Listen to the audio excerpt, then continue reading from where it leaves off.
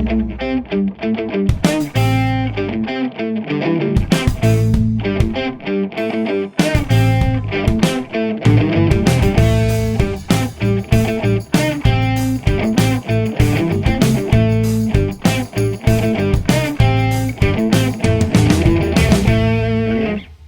and welcome back to Slick Talk. I am your host, Blackstone Joe, and I'm glad you're here.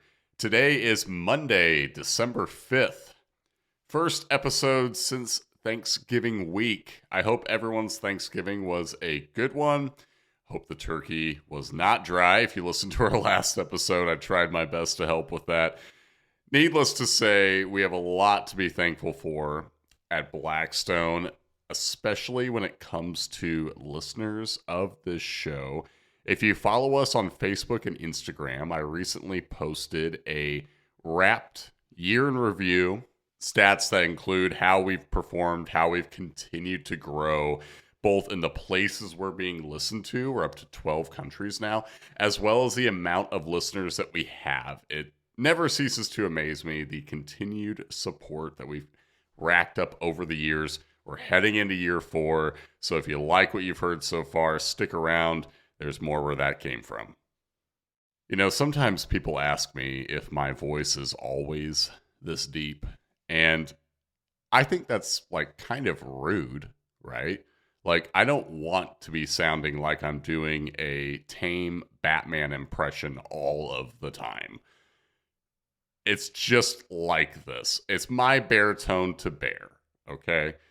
But in fairness, it's probably a little deeper than usual today. I'm recording early in the morning. The octaves are naturally a bit lower. But just a note about your host to you, the listener. This is not me doing a bit. My voice really is in the basement and sometimes even sounds a little bit lower. But there's certainly no accentuating, nothing done in the editing room to make this thing any more Darth Vader than it actually is. It's just me. But I digress. Today's episode is titled Magic Number.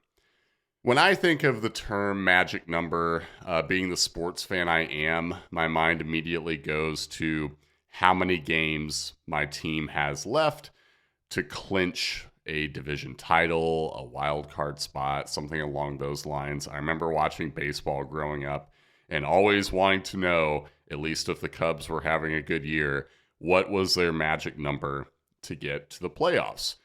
Don't send me any jokes about how few times that happened. I know each and every playoff year, and I know each and every tragedy of a year, so there's no need to remind your host of what he has endured over the years.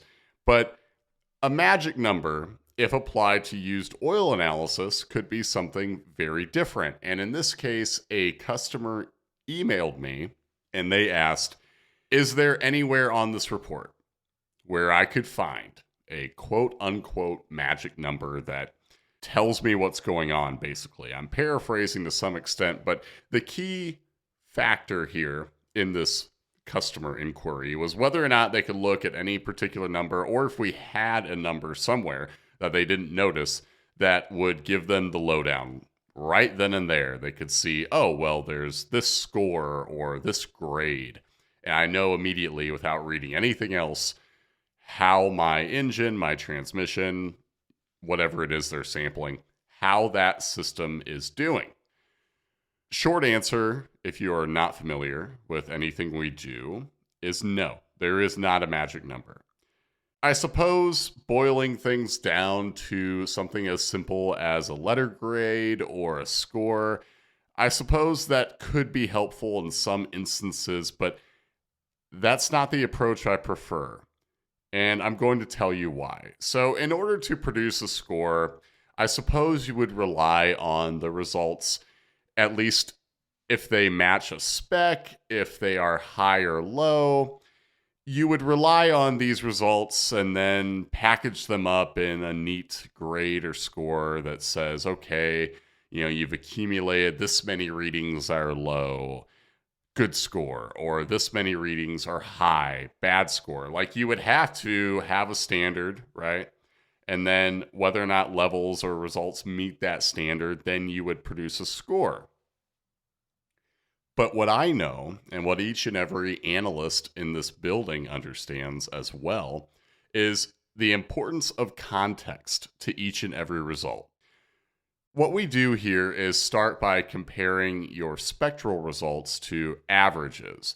And then we also run physical tests where those results will pertain to a predetermined spec. Now, going back to averages, that's a baseline for comparison. We're mainly using it for metals, and then we'll say if they're high or low. But even if you had, let's say, metals that are low, that doesn't necessarily mean all is well, don't worry about anything, this engine, this transmission looks great.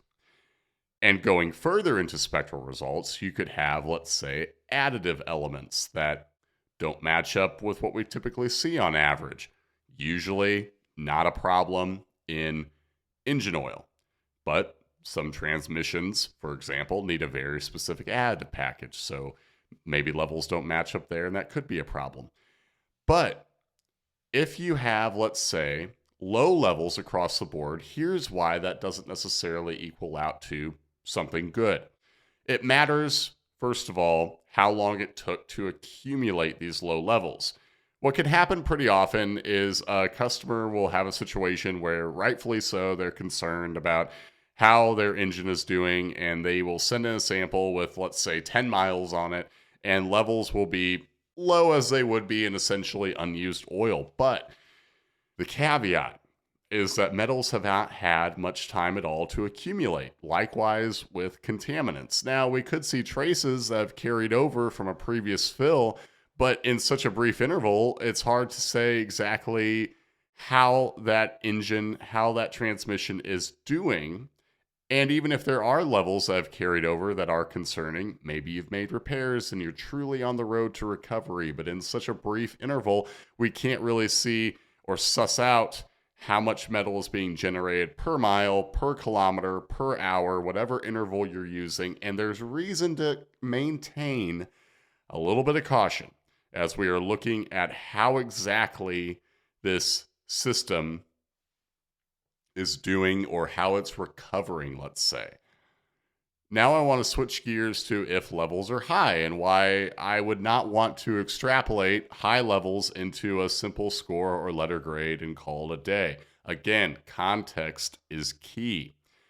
Let's say you've recently bought a new motor or you've rebuilt a new motor and we have high levels that aren't problematic, quote unquote, or not to be a surprise at that stage. However, we want to see how these levels improve, and also we do have a grasp for what is typical wear in and what is not. So some things can be a problem right off the bat. If you've rebuilt a motor, but in the process of that build, say there has been a problem ongoing that wasn't solved during the rebuild, I'm thinking about coolant contamination. I'm thinking about the possibility of there being a fuel system issue. I'm thinking about metals that do typically read high during wear-in and some that don't. At the end of the day, there are a lot of possibilities for levels being high. We know what's typically a problem and what is not, but we want to see how this narrative progresses. I would hate to give a score or a grade for a sample where levels are high, looks like typical wear-in, but the fact is, as an engine matures, the trends can really tell the tale of how well this engine, this transmission is maturing, or on the flip side, if it looks like there is in fact a problem. This isn't to say you have to sample hundreds of times to figure out if something is wrong or right. But knowing how the progress or lack thereof is building just goes a long way.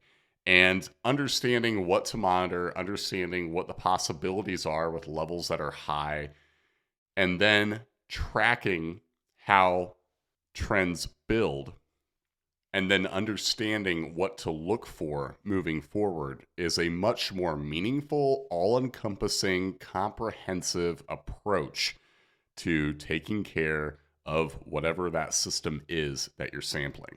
Now, I've spent a lot of time talking about levels that are high or low, mainly in relation to wear metals and additives. And now I want to switch gears and talk about physical properties, because these are also results that you could use to come up with a theoretical grade or score and say, well, everything's kosher or everything's not. We're going to give you a low score because viscosity doesn't look great or insolubles don't look great. Now I'm going to break down why high levels, or levels that simply are out of spec, doesn't translate to a concern. It wouldn't be part of a score or a grade that I would want to hand down in a negative light. So viscosity. There are additives, for example, that can result in a harmlessly thick viscosity. A lot of you might know where I'm going with this. Lucas Oil Stabilizer is one of the main ones. Harmless result. Some people want to end up with a viscosity that is thicker than the weight of oil that they are using. Some people will use Lucas just to mask a noise. They want to kind of make a problem go away, or they will simply not want to deal with the problem, and Lucas will quiet the noise and help them forget it's there. Whatever the case may be.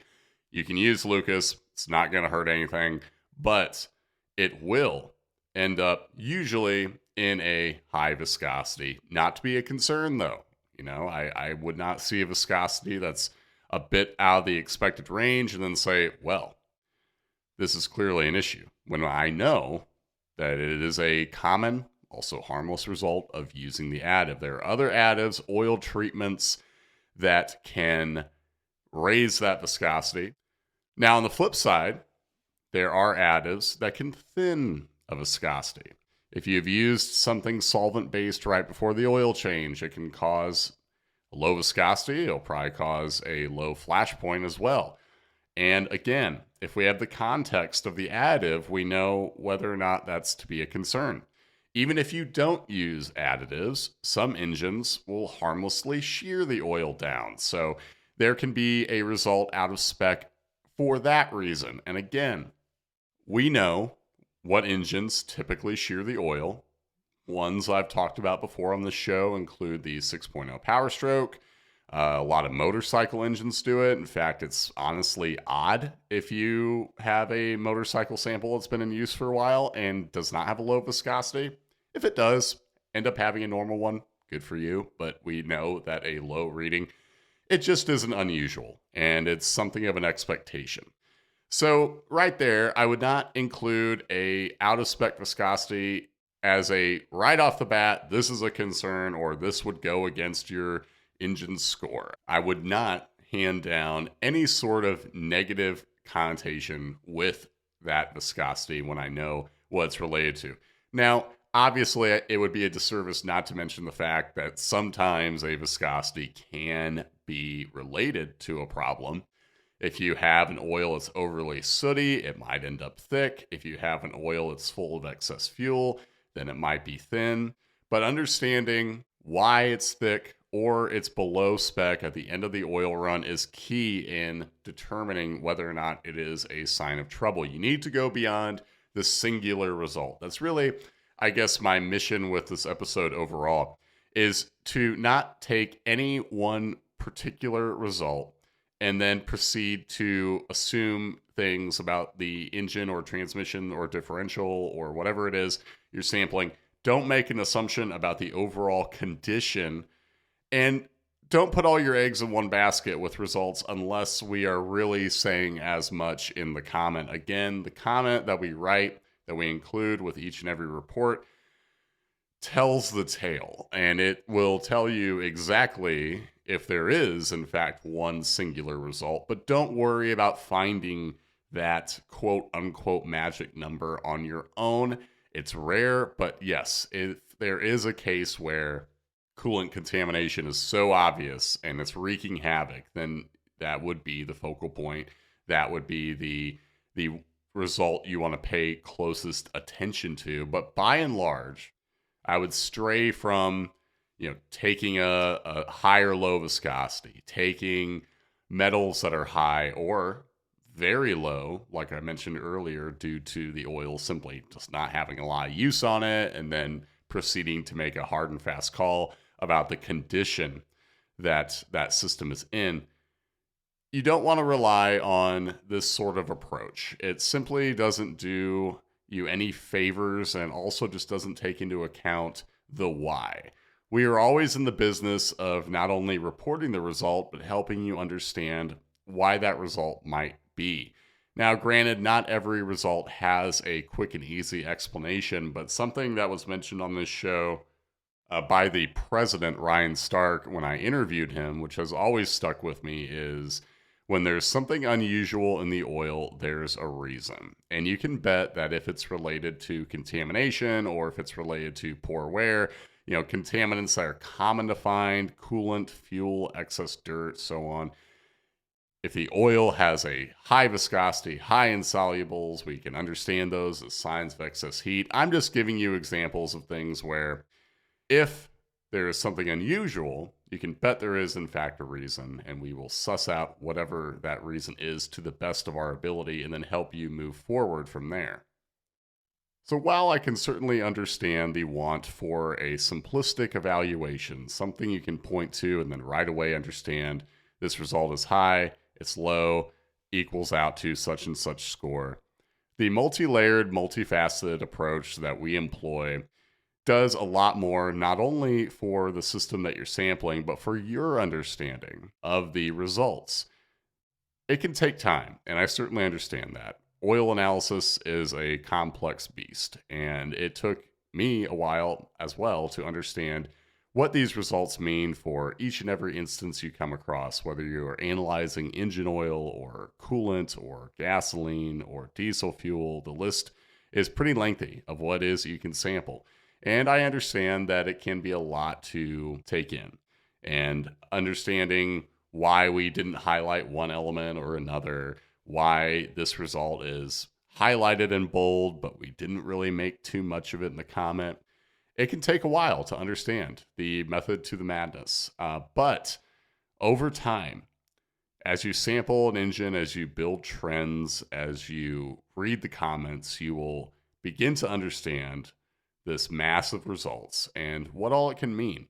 Understanding that additives that don't match up with averages, that's okay because everyone's running a different product. But like I mentioned earlier, there can be special cases where if it's a transmission, let's say, needing a very particular type of fluid, we know that those systems are such that the additive package does play a key role. Or if you have a product where it impacts the physical properties in a harmless way. While this can all be a lot to understand, not only do we make it accessible with the comments that we send along with every report, we also make our staff available to discuss these results in detail should you ever want to go beyond the comment and break down what wasn't highlighted, or if you have questions about the results we did highlight. We are available both either over email or over the phone, however it is you want to get in touch with us to break down these results, because at the end of the day, we want you to have an understanding, not just us. We want you to be able to follow along, and that's why the narratives are in plain English.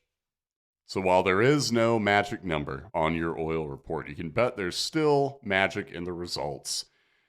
Take the time, read the comment, never fail to reach out if there is more that you'd like to know.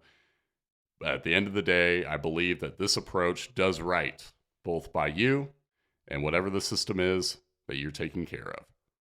Thanks so much for sticking with us for another episode. As I mentioned earlier, we're going to keep the content rolling in 2023. Stick with us. This is Blackstone Joe, signing off.